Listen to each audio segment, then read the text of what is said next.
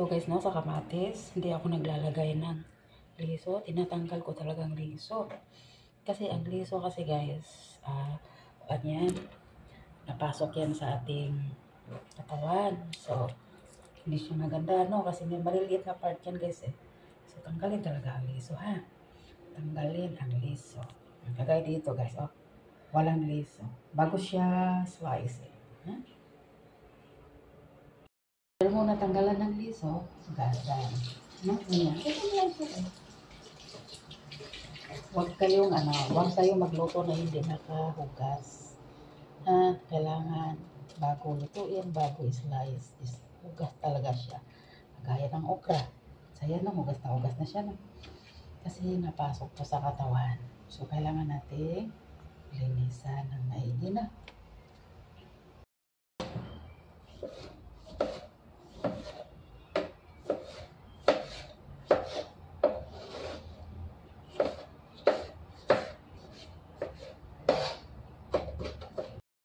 Ang aking munggo guys, hindi ko siya niluto lahat kasi may gulay ako. Ako lang naman mag-isa.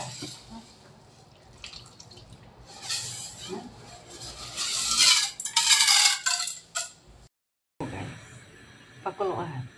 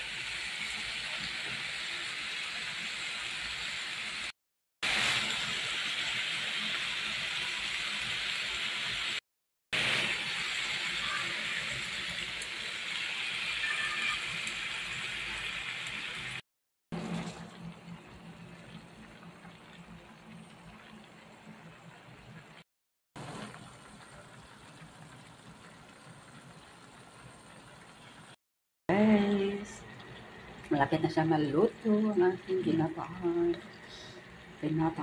gulay. Yan. Yung gata niya guys is hard siya. Na-hard pa siya kayo. Nalimutan ko. Ayan. Ayan ang aking ginataang gulay. Sarap guys. May kalabasa. May baseball. May wagyu cabbage or Chinese cabbage. Yan. Mayroon din akong okra at bago. Diba yung bago na kinukuha ko doon. Ayan, may bago tayo. Kasi nilagyan ko na rin siya ng minced pork. Kasi pangkalasa ko kasi yun. So,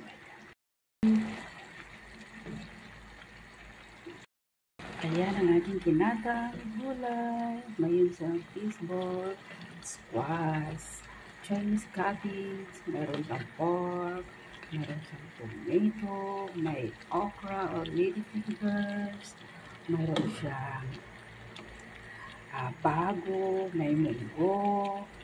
Dami po sahog guys.